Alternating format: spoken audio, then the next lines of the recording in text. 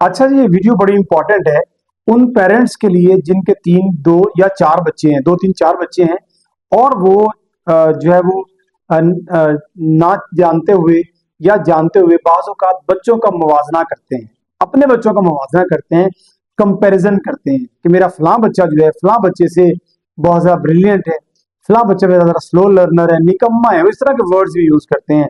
बच्चों के दरमियान अगर आप मुवाज़ना करते हैं तो इसके होने वाले जो 4 बड़े नुकसानात हैं, आज मैं उन पे बात करूँगा। याद रखिएगा कि बाज़ बेटे और बेटियों में मुवाज़ना करते हैं और बेटियों और बेटों को वो चीज़ समझते हैं कि बेटों को इस्लाम में ज़्यादा फ़ोक़ियत या वो दी गई, अहमियत दी गई, ऐसा कतई नहीं है। बाज़ जो है मराहिल में ऐसा है कि उनको जायदाद, विरासत में ज़ाहिर-सी बात है, जो बॉयज़ हैं उनको, बच्चों को, जो लड़कों को ज़्यादा प्रेफ़रेंस दी गई है। लेकिन जब आप उनकी तरबियत कर रहे होते हैं तो आपके लिए वो इक्वल होते हैं। बेटी और बेटे के दरमियान कंपैरिजन करना डेफिनेटली दोनों का नुकसान कर सकता है और इसमें इस चीज़ का खास ख्याल रखिए कि ये दोनों के अंदर अदम एतमादी को लेकर आता है, कॉन्फिडेंस इनका शटर हो जाता है।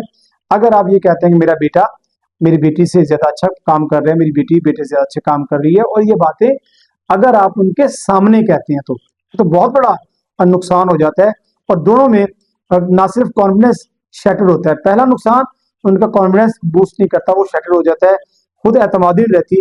दूसरी बात, वो आपस में लड़ते झगड़ते रहते हैं। आप थोड़ा सा जो है उससे उनके रूम से बाहर गए, आपस में लड़ना झगड़ना कर दिया। बेटी बेटे से कह रही थी मम्मा ने तो मुझे ये कहा है, बेटा कह रहा था मम्मा ने तो मुझे ये कहा, पापा ने मुझे ये कहा था।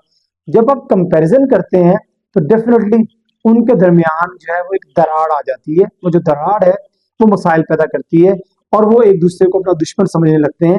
वो आपस में लड़ते झगड़ते रहते हैं, जो वालिदैन के लिए मसाइल का बाइस बनती है।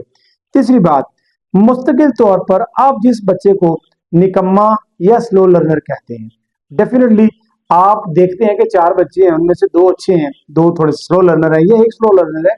जब आप मुश्किल तौर पर एक बच्चे को निकम्मा निकम्मा निकम्मा कहते रहते हैं उनको कंपैरिजन करते हुए, तो ये बच्चा जो है ये चिड़चिड़ा हो जाता है।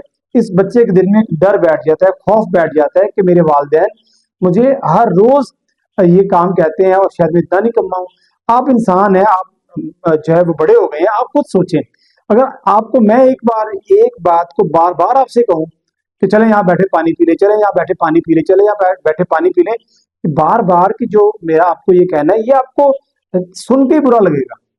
तो जब आप बच्चे को एक दूसरों के साथ कंपैरिजन करते हुए निकम्मा स्लो लर्नर कहते हैं तो डेफिनेटली उनको बहुत बुरा लगता है और ये चीज उनके अंदर चिड़चिड़ापन पैदा करती है।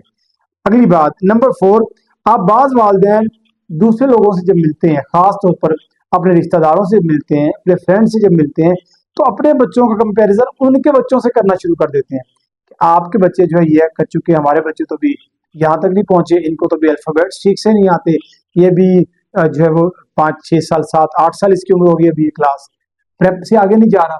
जब आप उन दोस्तों के साथ, उन रिश्तेदारों के साथ मिलके अपने बच्चों के सामने कंपैरिजन करते हैं, ये चीज बच्चों में एहसास कमतरी, इंफीरियरिटी कम्प्लेक्स डाल देती है, जिससे बच्चे डेफिनेटली उनके बच्चों से वाकई पीछे रह जाते हैं।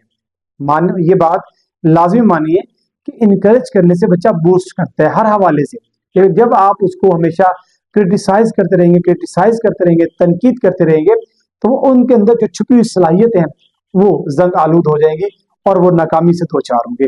कोशिश कीजिए कि इन 4 चीजों पे अमल कीजिए और 4 नुकसानात मैंने जो आपको बताए हैं, आप इनसे बच सकते हैं।